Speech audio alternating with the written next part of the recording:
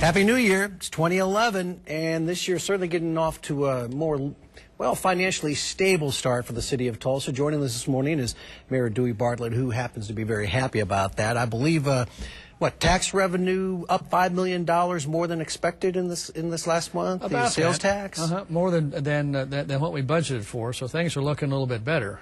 Certainly it's a lot better than it was a year ago financially. Let's be specific, okay? At this time last year, what were you looking at, and what are you looking at this year? Well, at this time last year, we had about roughly $3 million of money in the bank, and we were spending money at the rate that by February, if nothing would have changed, we would have been out of cash, literally out of cash. Like in the 1 month or a month and a half, 2 months of the new year. Yeah, about 2-3 months, we'd have been out of money. So that would have been obviously a bad situation.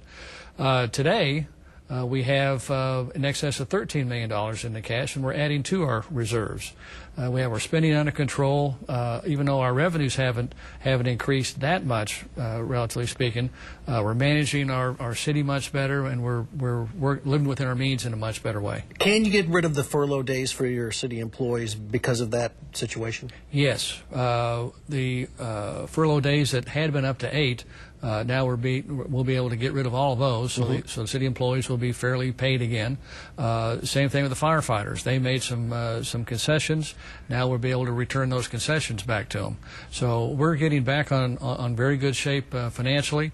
As you know, both helicopters are flying again, doing all those things. The lights are back on. So we've made some good changes. I mentioned the sales tax revenue. Now, the city wants to use some private collectors to get that money. Is that correct? And the state passed a law saying you couldn't do it. Where does that lawsuit stand? And were you surprised when the state legislature did that? What was the timing of all that? Well, I was very surprised. It was very unfortunate. The lawsuit was filed because we feel that we as a municipality should have the right to make a decision and a choice as to who picks up our sales taxes. Oklahoma Tax Commission, in our opinion, had been doing a very poor job and charging us too much money for bad service.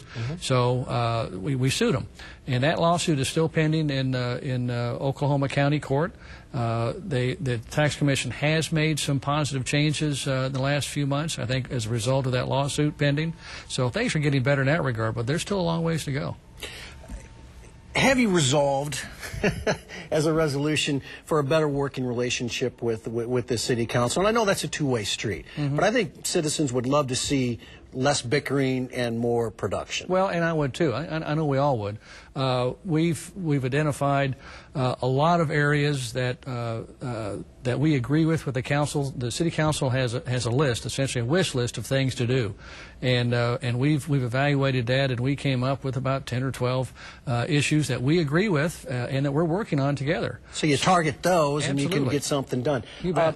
We had Mike Neal on from the Chamber earlier today, Tulsan of the Year, and so forth, and he had some good news about some really major hiring that's been going on. I know you're excited about that, and I'll give you the rest of this time maybe to share your wish list, what you two, 3 things you really want to accomplish in 2011. Well, job creation. That's it. And we have a great opportunity. We have a good relationship, a terrific relationship with our new governor, Mary Fallon. Her focus is job creation, so we're in lockstep with that. I focus, as far as job creation goes, on generally 2 areas of energy and aerospace. We have tremendous opportunities there. The last 2 or 3 major job creation opportunities that have been announced have both been related to energy. That's in our DNA. We have that capability and that desire to increase our focus on energy, both energy education as well as manufacturing. We've been doing it for years and years and years and years and years. So let's work on our strengths. Yeah. You would be a good ambassador. That is your background. So we'll see what happens. Tangible results coming in the new year. We look forward to talking to you again. Happy New Year. Well, Happy New Year. It's going to be a great year. Great. I hope so too.